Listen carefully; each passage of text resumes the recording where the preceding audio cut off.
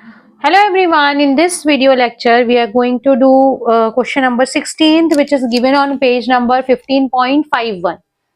15.51 latest edition 2025 में आप लोगों को बच्चों ये क्वेश्चन दिया हुआ है 15.51 पेज नंबर। तो बच्चों सबसे पहले क्वेश्चन रीड करेंगे। क्वेश्चन में क्या दे रखा है, on 1st of July 2021 alpha limited purchase second hand machine. 1 जुलाई 2021 में अल्फा लिमिटेड ने एक सेकेंड हैंड मशीन खरीदी 20,000 रुपए की और उस पर 3,000 रुपए खर्चा किया। ठीक है। On 1 January 2022 the firm purchase new machine. Firm ने एक नई मशीन खरीदी है 1 जनवरी 2022 को। ठीक है। तो सबसे पहले 1 जुलाई को एक मशीन खरीदी, उस पर खर्चा किया। उसके बाद 1 जनवरी 2022 में एक नई मशीन खरीदी है और 30 जून 2023 में जो हमने मशीन 1 जनवरी को खरीदी थी, मतलब कि सेकंड वाली मशीन, उसको हम बेच रहे हैं।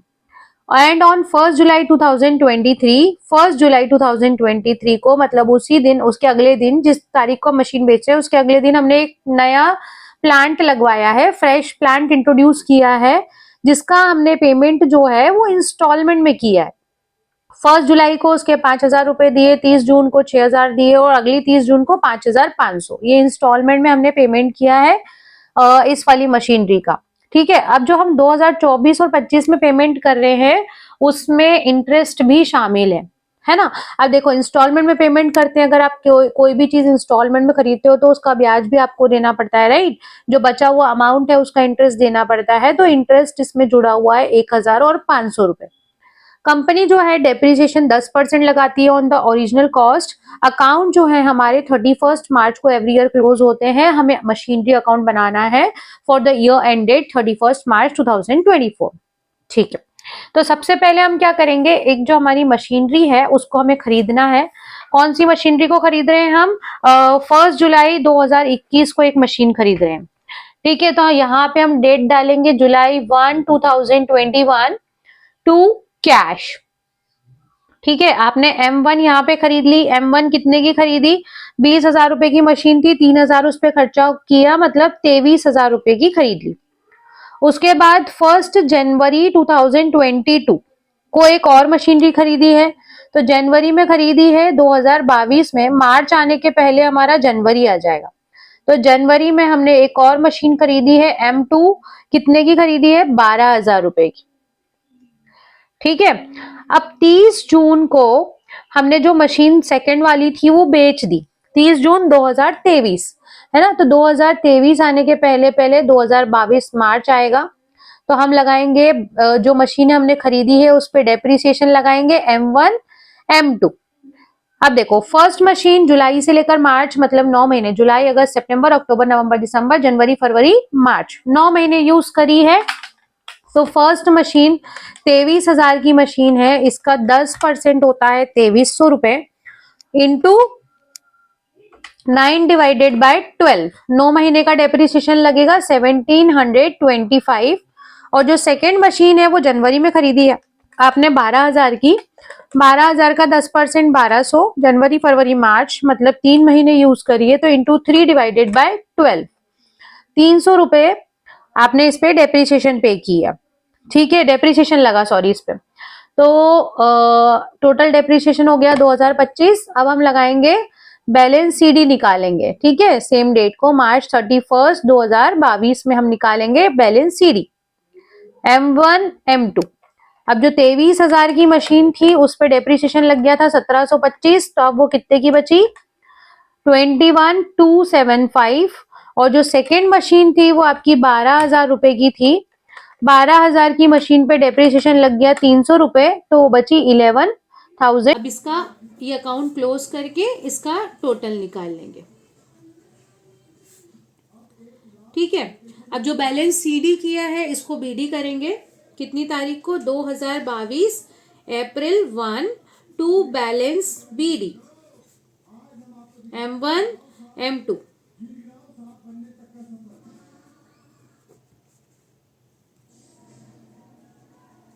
ठीक है।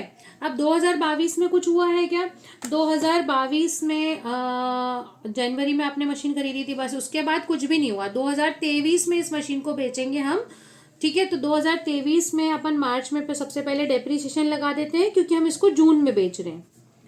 बाय डेप्रीसिएशन M1 M2, क्योंकि स्ट्रेट लाइन मेथड है तो इसकी कॉस्ट पे लगेगा 23,000 पे 10% मतलब 2300 रुपये। यहाँ पे हमने 1725 क्यों लगाया था, क्योंकि 9 महीने का डेप्रीसिएशन है ये, और ये 3 महीने का है। बट अब हम इस मशीनरीज को, दोनों मशीनों को पूरे पूरे साल यूज कर रहे हैं, तो डायरेक्टली 10% निकाल लो। 23,000 का 10% 2300 और 12,000 का 10% 1200। ठीक है, डेप्रीसिएशन लगाने के बाद हम निकालेंगे बैलेंस CD M1 M2।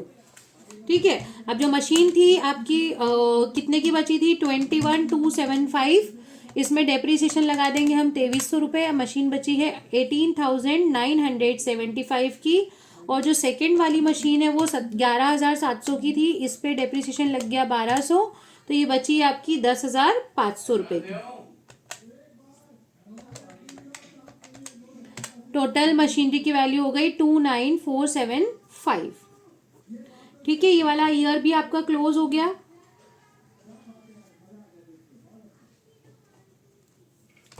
ठीक है, अब क्या करेंगे हम, नेक्स्ट ईयर जो बैलेंस CD है उसको ब्रॉट डाउन कर लेते हैं।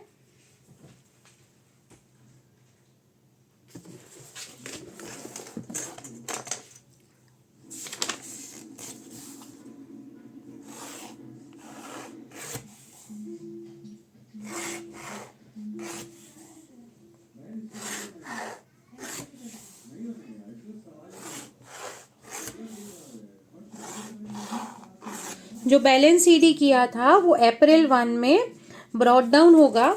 बैलेंस CD हमने कितनी तारीख को किया था, 31 मार्च 2023 में, तो 2023 अप्रैल 1 में आ गए हम to balance BD M1 M2। M1 जो है आपकी बची थी कितने रुपीस की, 18,975, और जो M2 है वो कितने की बची थी, 10,500 रुपये की। ठीक है, टोटल कॉस्टिंग इसकी थी 29,475।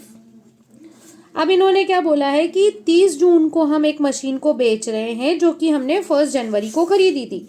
1 जनवरी को हमने ये दूसरी वाली मशीन खरीदी थी, इसको हम बेच रहे हैं 30 जून को। तो 30 जून 2023 में आ जाओ। सबसे पहले 30 जून तक हम इसको उपयोग कर रहे हैं तो डेप्रीसिएशन लगाएंगे। अब देखो, दूसरी वाली जो मशीन है उसके पूरे साल का इसका डेप्रीसिएशन कितने का रुपए का था, जो दूसरी वाली मशीन है जनवरी वाली, इसका 1200 पूरे साल का डेप्रीसिएशन है। ठीक है, अब हम इसको कितने महीने यूज कर रहे हैं, अप्रैल मई जून, तो 1200 इंटू 3 डिवाइडेड बाय 12 मतलब 300 रुपये 3 महीने का डेप्रीसिएशन लगाएंगे। इसको हमने बेचा कितने में है, 8,000 रुपये में। अब प्रॉफिट हुआ है कि लॉस पता करो। देखो, दूसरी जो मशीन थी 10,500 की बची थी यहाँ पे, उसको हमने 300 रुपये डेप्रीसिएशन लगा दिया तो 10,200 की बची। अब हम इसको बेच रहे हैं 8,000 रुपये में, मतलब कम में बेच रहे हैं, तो आपको लॉस हो गया कितने का, 2,200 रुपये का लॉस हो गया। ठीक है, अब लॉस को लिख लेंगे यहाँ पे बाय P&L 2,200। ये सब कौन सी तारीख के ट्रांजेक्शन चल रहे हैं, 30 जून। 30 जून को हमने ये मशीन बेची है। अब इन्होंने बोला जुलाई 1 को एक और मशीन खरीदी है, तो लिख लेंगे टू कैश M3। अब कितने की खरीदी है, देखो 1 जुलाई को इसका पेमेंट हुआ है 5,000 रुपये। ठीक है, अगले साल हमने 6,000 पेमेंट किया जिसमें 1,000 इंटरेस्ट शामिल है। लिखा हुआ है ना नीचे लाइन में कि 2024 में हमने 1,000 इंटरेस्ट पे किया। अब इंटरेस्ट का अमाउंट नहीं ऐड करते हैं वैल्यू में, क्योंकि इंटरेस्ट जो है ये रेवेन्यू एक्सपेंडिचर है, it is not capital expenditure, इसलिए उसको मशीन की कीमत में शामिल नहीं किया जाएगा। ठीक है बच्चों, इसीलिए जो मशीन की कीमत की सेकंड इंस्टॉलमेंट है 6,000 रुपये की थी, उसमें से मैंने 1,000 रुपये माइनस करके 5,000 रुपये ही ऐड किया है।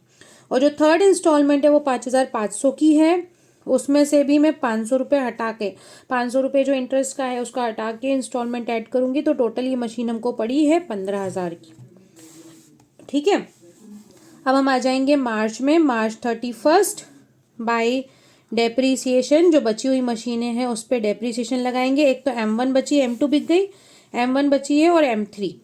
ठीक है, M1 पे M1 कितने की थी आपकी, 23,000 की, तो साल भर का डेप्रीसिएशन 2300 है। और ये जो मशीन है ये आपने 1 जुलाई को खरीदी है, मतलब 9 महीने यूज़ करिए, तो 15,000 का डेप्रीसिएशन होता है। 10% 1500 इंटू 9 डिवाइडेड बाई 12, मतलब 1125 रुपये डेप्रीसिएशन लग जाएगा।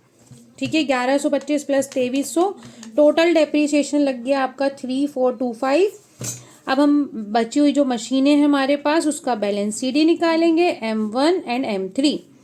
M1 की कॉस्टिंग यहाँ पे कितनी थी, 18,975 है ना, 18,975। उस पर डेप्रीसिएशन लग गया 2300, तो मशीन बची है 16,675, 16,675। M3 M2 तो बिक गई। अब M3 15,000 की थी, 15,000 पे डेप्रीसिएशन लग गया 9 महीने का 1125 रुपये। तो ये जो मशीन है ये बची है 13,875 रुपये की। टोटल मशीनें आपकी बची हैं 30,550। बस ये क्वेश्चन हमारा यहाँ पे ओवर हो गया। यही कैलकुलेट करना था जो मशीन का बैलेंस है वो कितना बचा है, तो इतना बचा है 30,550।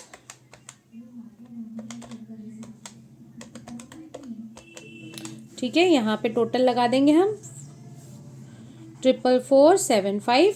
जो बैलेंस CD किया है हमने महीने की आखिरी तारीख में, साल के अंत में, उसको अगले साल के शुरुआत में बैलेंस BD कर दो, to balance BD M1 M3। यहाँ पे बच्चों ये हमारा क्वेश्चन ओवर हो गया है। अगर कोई डाउट है तो you can ask in comment section. ठीक है, अब अगली वीडियो से हम लोग प्रोविजन फॉर डेप्रिसिएशन के क्वेश्चन करेंगे। ओके, यहाँ तक हमारे स्ट्रेट लाइन मेथड के जो नॉर्मल मशीन के अकाउंट वाले क्वेश्चन थे वो सारे खत्म हो गए हैं। ठीक है, अगर इस टॉपिक में अभी कुछ डाउट रह गया है तो you can ask in comment section. Video अच्छा लगा है तो please like share subscribe. Thank you, bye bye.